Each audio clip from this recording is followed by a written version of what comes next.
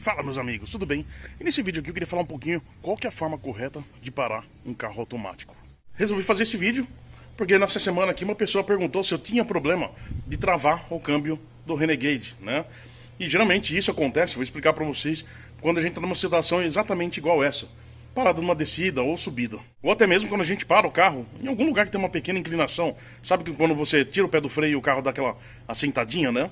E é exatamente isso que acaba travando o câmbio.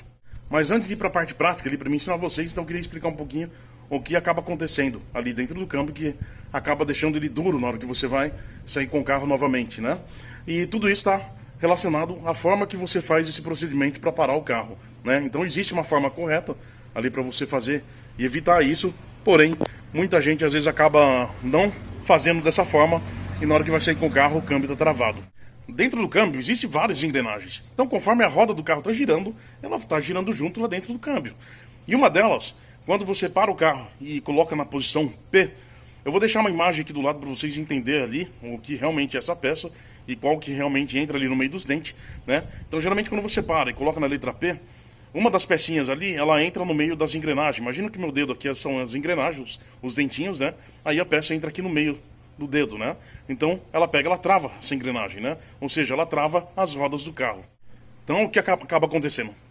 Depende da forma que você fizer para parar o carro, né? Se você não fizer da forma correta, quando você vai descer do carro, né, que o carro dá aquela baixadinha, sabe, geralmente, né? Ele vai forçar essa engrenagem, porque quando ele dá essa baixadinha, essa engrenagem se movimenta ali dentro, né?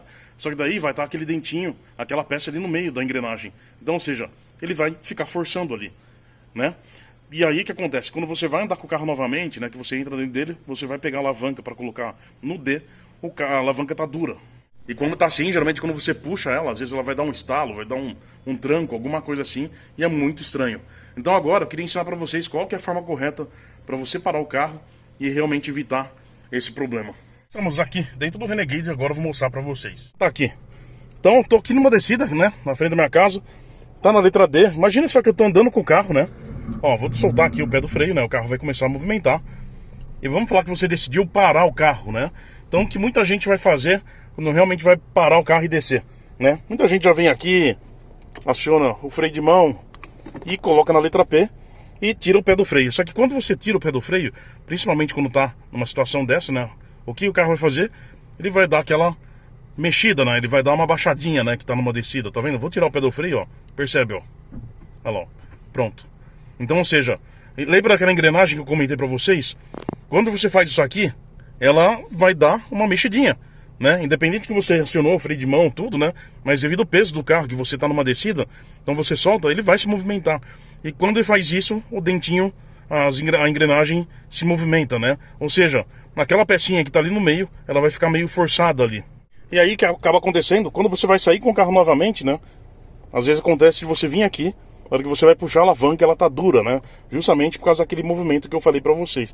Então, no caso aqui, como eu tô tomando um cuidado assim, né? E bem provável que não vai estar duro, ó.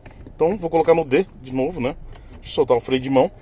Então, vou parar o carro agora de forma correta ali pra vocês entenderem o que eu queria falar, ó. Então, vamos lá. Soltei o carro, tá na letra D de drive.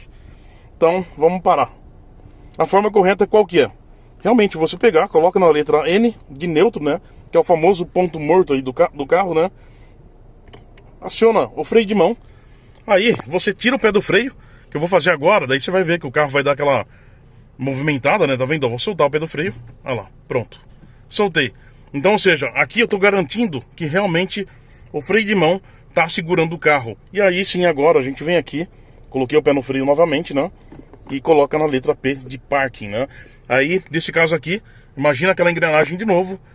Aquele dentinho, aquela pecinha lá vai entrar no meio da engrenagem tranquilamente. E não vai estar forçando, porque tipo, eu já fiz essa movimentação pro carro apoiar no freio, né? Então ela não vai girar. Então é exatamente isso aqui que acaba travando o câmbio, né? E você fazendo dessa forma que eu expliquei aqui pra vocês agora, você evita de acontecer isso aí. Então é isso, pessoal. É mais pegar o costume de fazer isso, né? Então eu já fazia isso tanto com o Audi, tanto com meu pai tinha um Azira, né?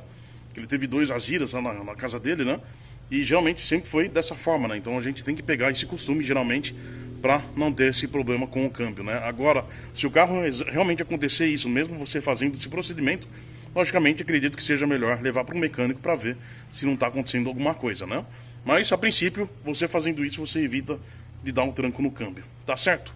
Um grande abraço, tudo de bom para vocês.